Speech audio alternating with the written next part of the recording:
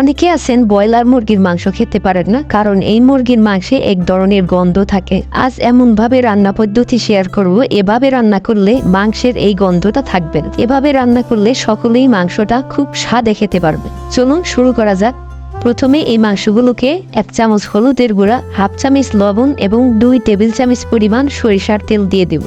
এরপর 1 টেবিল চামচ পরিমাণ লেবুর রস দিয়ে ভালোভাবে মাংসগুলো মেখে নেব। এই লেবুর রস দেওয়ার কারণে মাংসের গন্ধ অনেকাংশে কমে। এরপর এভাবে 30 মিনিটের মতো রেখে দেব।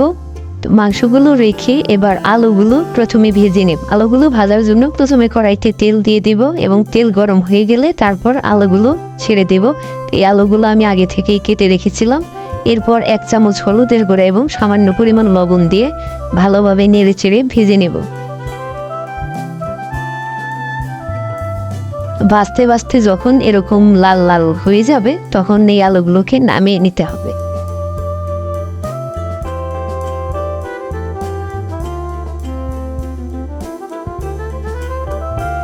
আলু ভাজা হয়ে গেছে। এবার এই তেলের মধ্যে 1 খন্ড দারচিনি দিয়ে মাংসগুলোকে ভেজে নেব। আপনারা অনেকেই রান্না করেন কিন্তু মাংস এভাবে ভাজেন না, তো না ভাজার কারণে এই গন্ধটা থেকে যায়।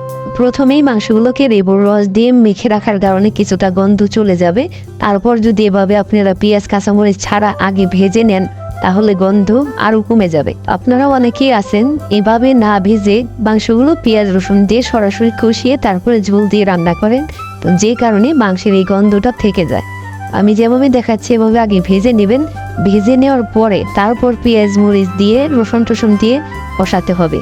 তো এভাবে যদি রান্না করেন তাহলে এই গন্ধটা আপনারা পাবেন না। এভাবে একটু ভেজে নিলে তাহলে মাংসটা একটু শক্ত শক্ত লাগবে, খেতে আরও টেস্টি লাগবে। তো মোটামুটি 10 মিনিটের মতো ভেজে নেবেন, তাহলেই হয়ে যাবে। মাংসগুলো ভাজা শেষ। এই তেলের মধ্যে 1টি তেজপাতা, 2 খন্ড দারচিনি এবং 6-7টি এলাচ এবং 10-12টি গোলমরিচ দিয়ে একটু ভেজে নেব। 30 সেকেন্ডের মতো ভেজে নেব। এরপর দেব পরিমাণ মতো জিরা। জিরাগুলো দেওয়ার পরেও মোটামুটি 20 সেকেন্ডের মতো একটু সময় নিয়ে ভাজতে হবে মিডিয়াম আছে। অনেকে দেখা যায় জিরাগুলো দেওয়ার সাথে সাথে পেঁয়াজ কুচি দিয়ে দেয়, যে কারণে জিরাগুলো আর ভাজা হয় না। জিরা যদি ভাজে না হয় তাহলে জিরার অরিজিনাল সেন্টটা পাওয়া যাবে না। এরপর পেঁয়াজ কুচিগুলো দিয়ে দিব। পেঁয়াজ কুচিগুলো দিয়ে ভালোভাবে নেড়ে চেড়ে একটু ভাজতে হবে।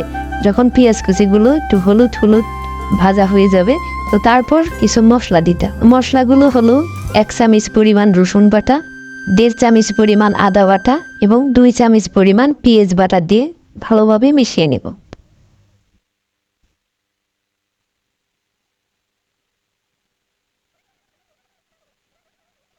এ পর্যায়ে দিব 1 চামচ হলুদের গুঁড়া, 1 চামচ শুকনো মরিচের গুঁড়া, 1 চামচ ধনিয়া গুঁড়া এবং স্বাদ মতো লবণ।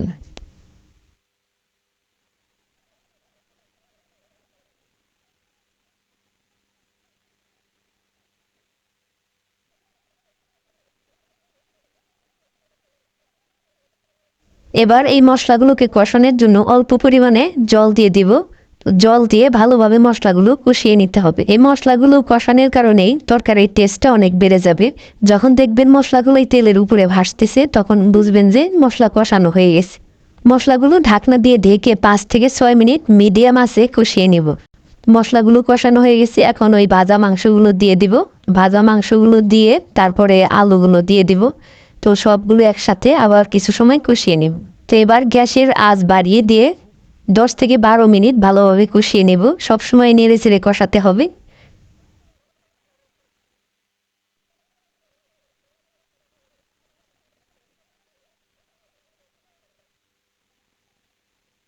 তো এই পর্যায়ে 5-6টি কাঁচামরিচ এবং 5-6টি রসুনের গোলা দিয়ে দেব। দিয়ে একটু নেড়ে চেড়ে নেব।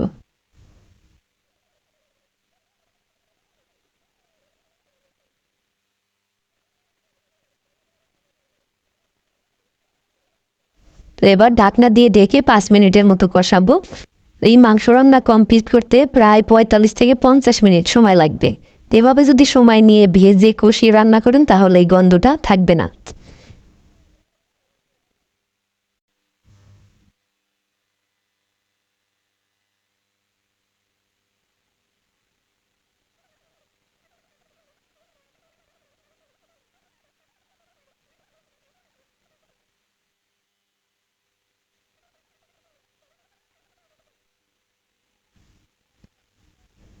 এই পর্যায়ে ঝোল দিয়ে দিব। তো এখনই দেখেন কালারটি কত সুন্দর হয়েছে। তো মোটামুটি আর 5 মিনিট জাল দেওয়ার পরে দেখতে পারবেন কালার অনেক সুন্দর হবে, দেখে অনেক ভালো লাগবে। এই ঝোল দেওয়ার পরে প্রায় 15 থেকে 20 মিনিটের মতো জাল দিবেন। তো জাল থেকে দেখবেন মাংসের কালারটা আরও সুন্দর হবে এবং খেতে অনেক টেস্টি লাগবে।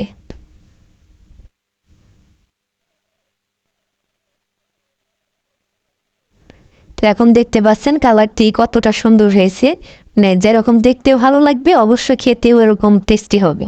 তো যদি রান্নার প্রসেসটি পছন্দ হয়ে থাকে তাহলে অবশ্যই লাইক কমেন্টস করে আমাকে জানাবেন এবং চ্যানেলটি সাবস্ক্রাইব করে রাখবেন।